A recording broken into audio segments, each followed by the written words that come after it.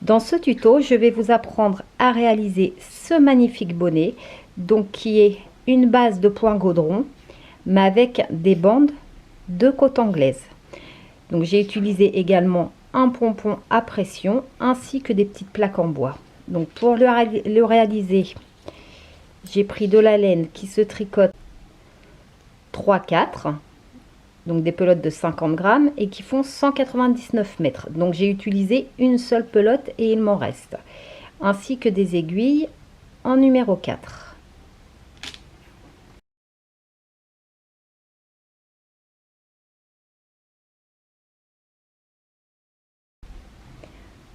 Nous allons commencer par monter nos mailles. Donc dans mon exemple, je pars sur 110 mailles pour une enfant de 4 ans.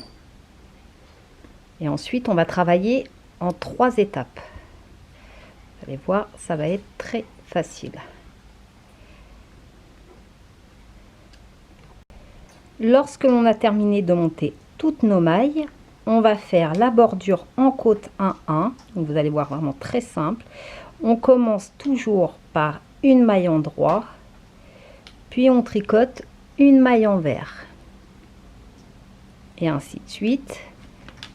Une maille en droit, une maille envers, maille en droit, maille envers. Donc on continue ainsi pendant 10 rangs, toujours en tricotant une maille à l'endroit, une maille à l'envers, une maille en droit, une maille envers. Lorsque l'on a terminé, donc on a fait 10 rangs de côte 1-1, on va travailler en 3 parties. Donc la partie A, B et C. Donc pour commencer, on va faire la partie A qui va se composer ainsi. Donc on va tricoter le premier rang tout à l'endroit.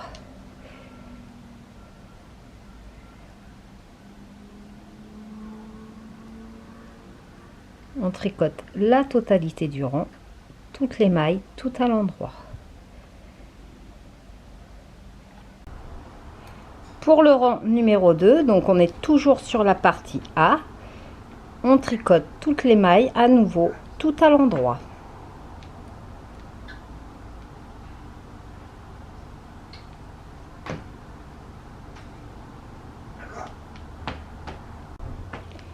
Pour le rang numéro 3, on va tricoter toutes nos mailles tout à l'envers. Donc là, on démarre la partie jersey.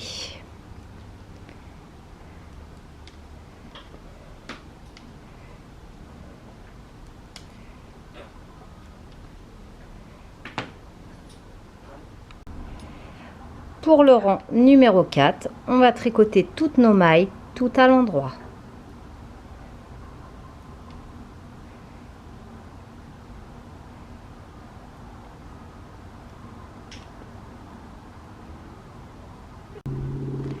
Pour le rang numéro 5, on tricote tout à l'envers.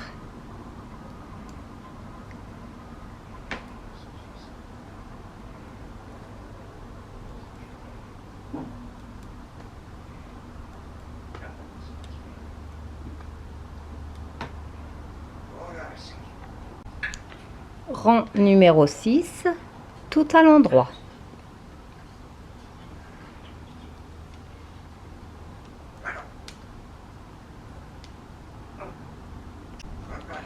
Pour le rang numéro 7, tout à l'envers.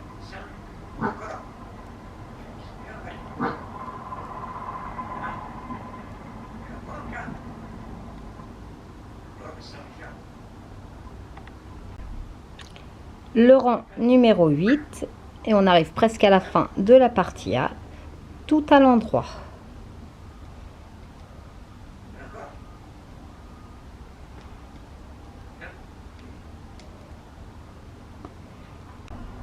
Pour le rang numéro 9, on tricote toutes nos mailles tout à l'endroit.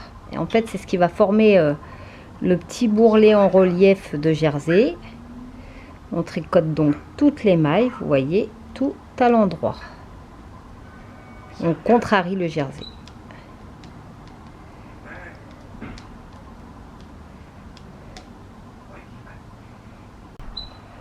Pour le rang numéro 10, on va tricoter toutes les mailles tout à l'envers et on aura terminé la partie A.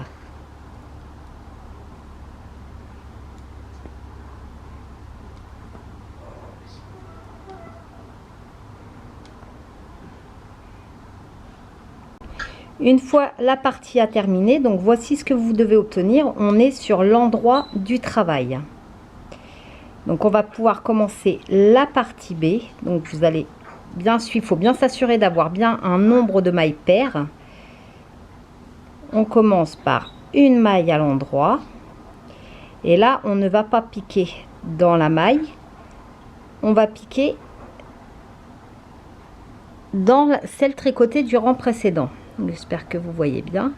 Vous voyez, on a le trou de notre maille. Et ben on va piquer dans le trou en dessous. On fait ce que l'on appelle une maille double. Une maille en droit. Et on recommence en piquant dans le trou en dessous. Donc, normalement, vous devez bien voir. Une maille double. Une maille en droit. On repique dans le trou en dessous. On fait une maille double, une maille en droit, une maille double, en piquant donc toujours dans le trou. Donc il faut bien suivre la cadence. Donc une maille à l'endroit, une maille double, en piquant non pas dans la maille comme ceci, mais dans la maille du rang précédent. Une maille en droit, une maille double, et on continue jusqu'au bout. Et l'on termine notre rang par une maille simple, une maille à l'endroit, une maille double,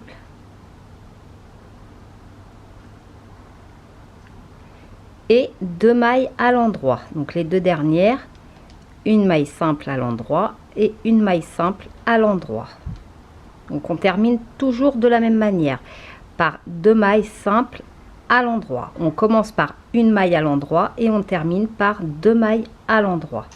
Donc pour le rang suivant, on reprend exactement de la même manière, une maille simple à l'endroit. Et là vous voyez, au deuxième rang on voit un peu mieux où piquer. Donc quand ça vous fait un V, donc en forme d'épi de blé, une maille double. Quand ça fait comme une petite vague, une maille simple,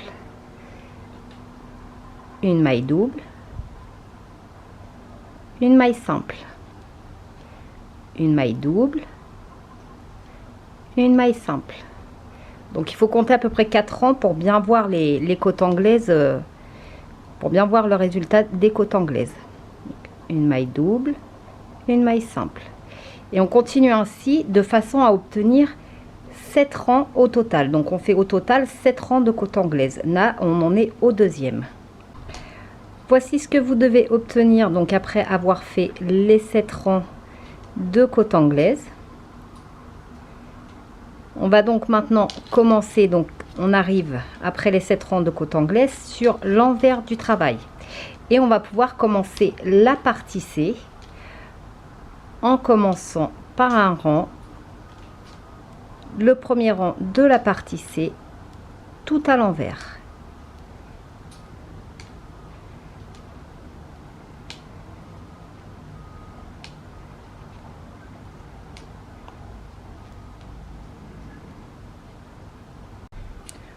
Pour le rang numéro 2, donc toujours pour la partie C, qui est la dernière partie, on tricote également toutes les mailles tout à l'envers.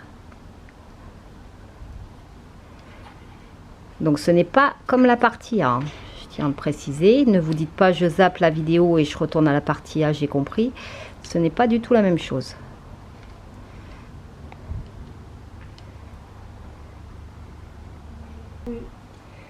Pour le rang numéro 3, on tricote toutes les mailles tout à l'endroit.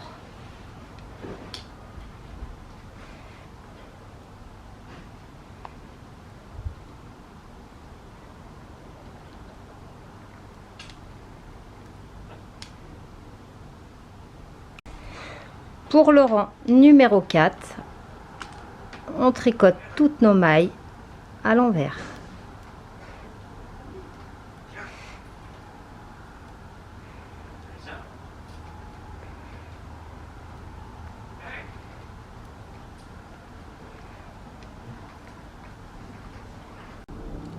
Pour le rang numéro 5, tout à l'endroit.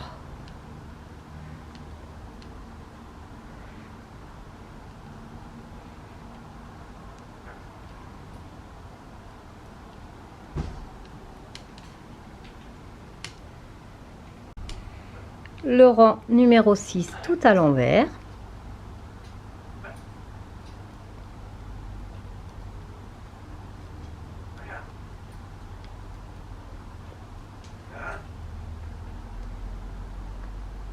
Vous voyez, c'est vraiment pas compliqué.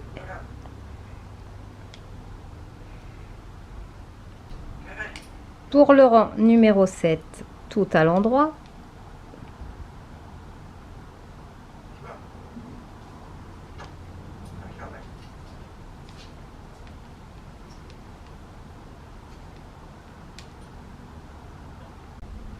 Pour le rang numéro 8, on refait un rang à l'endroit.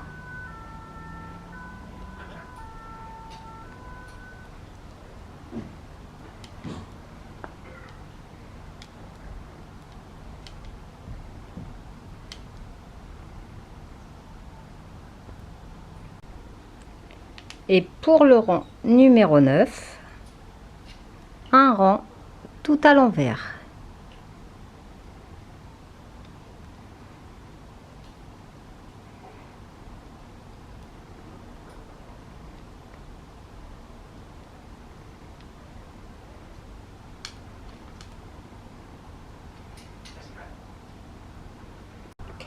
Nous avons à présent terminé la partie C. Donc, comme je vous ai dit, il y a 3 parties. La partie A, partie B et partie C. Et maintenant, donc on a donc terminé. Lorsqu'on a terminé la partie C, on est sur le devant du travail et on va reprendre avec la partie B. Et on va travailler tout le reste du travail de l'ouvrage uniquement avec cette partie-là. Donc la partie B et la partie C que l'on va répéter jusqu'à ce que l'on ait la dimension souhaitée. Donc toujours ces 2 parties, partie B, partie C, et on recommence partie B, partie C, partie B, partie C. Lorsque l'on a la hauteur souhaitée, donc dans mon cas j'ai 5 barres de jersey en vert, 5 barres de côte anglaise, on va faire un rang, donc après les côtes anglaises tout à l'endroit, où on va tricoter les mailles 2 par 2. On prend 2 mailles que l'on tricote ensemble.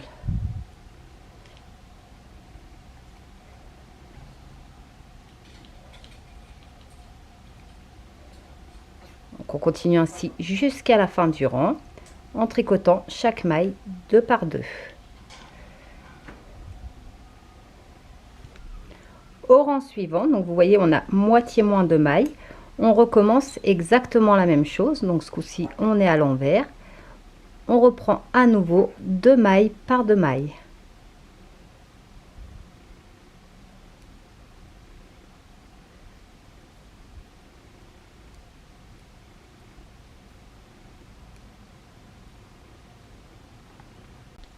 Voici ce qui vous reste de mailles et on va le faire à nouveau.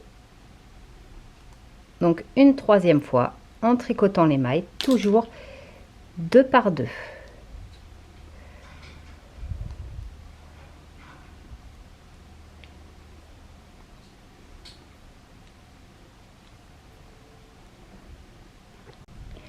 Lorsque l'on a écoulé presque toutes les mailles, on va couper le fil, donc en laissant une bonne longueur puisqu'on va s'en servir pour coudre.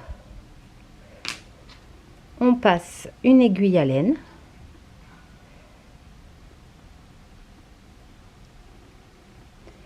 Et on va venir ramasser toutes les mailles.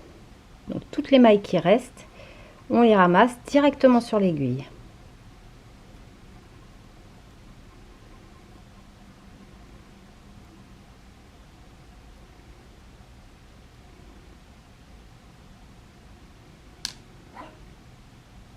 et on passe le fil tout simplement, ce qui va nous fermer le sommet du bonnet. Vous voyez, on tire doucement et on ferme. Il ne reste plus donc qu'à faire une couture sur l'envers du travail. Donc on va venir coudre toute cette partie. On serre bien le sommet et on fait notre couture. Donc faut coudre tout le long. Voici ce que vous devez obtenir une fois terminé. Donc j'ai rajouté un petit pompon, une petite plaque en bois écrit NMAD. Donc voici comment réaliser ce petit bonnet, très facile à faire.